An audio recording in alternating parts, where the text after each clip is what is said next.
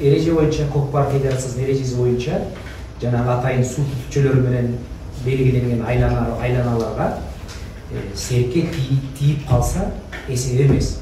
Бирок муляж боюнча атайын биз ошол окууда Чимкент шаарында июль айында чечим кабыл алганбыз. Муляж баягы көрүп атпайсыңбы, туруп калып атат буттары. Кандай болгон учурда да булардын эрежеси боюнча дрондор учуп жүрүш керек болчу.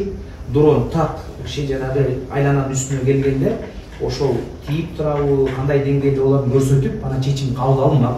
Кече көрдүңүздөр, Өмүрбек Эсебиевдин уулунуку таза эле салым болчу. Аны эсептебей коюп, ал эми экинчи салым Абылайхан Нышанбектики моюну жанагы муляждын так эле айлананын үстүндө жатат. Ал эми калганы жанагы 3-чү салым Курманбек Турганбектики эң серкен эңгенден кийин ышкырып барып салым жасап койду.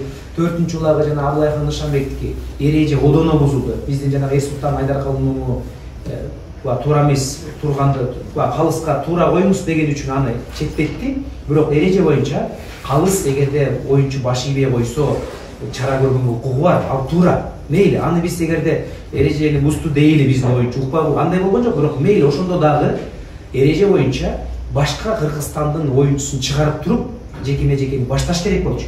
Булар ошол Абылайхан Нышанбекти эңиртирип туруп баштады. Себеп дегенде эреже бузулуп, ышкырыктан кийин баягы эки оюнчу тең акыбалда талаш тартышып атканда бузулган жок да. Алар турганга чейин эле бузулду деп туруп чыгаргандан кийин экөөнүн маңдай теске коюп башташ керек болчу. Андай болгон жок. Ал 4-чү салым ошо салышты.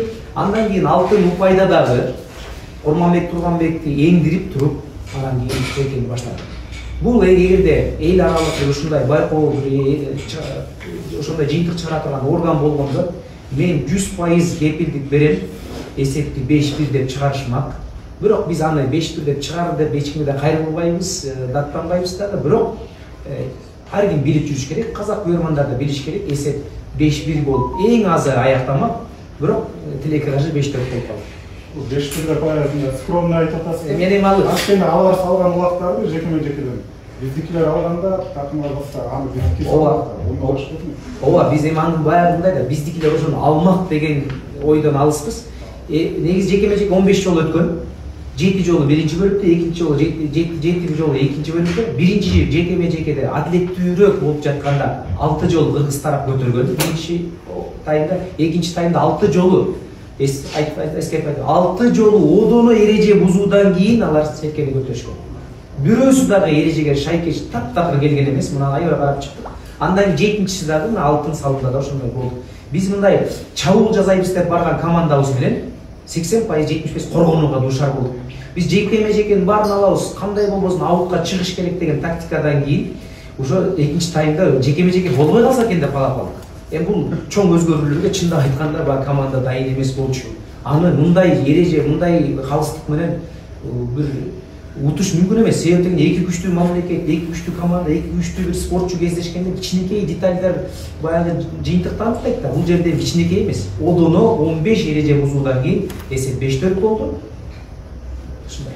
Алар айтып атышпайбы интервьюларында биз 10 жолу оюнду карап чыктык, баардыгын тактап чыктык деп. Ошол көрүүлөрдү бир сырткы эксперттердин жардамы менен көрүштүбү же өздөрүнүн эле федерациясы өзүнүн чечими менен эле 10 жолу көрдүк, эч кандай ката кетпептир деген чечимге келиштиби? Буга кандай жооп болду биз тараптан? Эми мындайда ал тарапта биз билбейм 2 жылдан бери бир дагы специалист адис көргөн жокпуз. Андай бааны кайсыл адис берип атат мен билбейм. Чындап ал жакта Көкпарды түшүнгөн бир гана ошол жана Карлыгач деген айыл бар.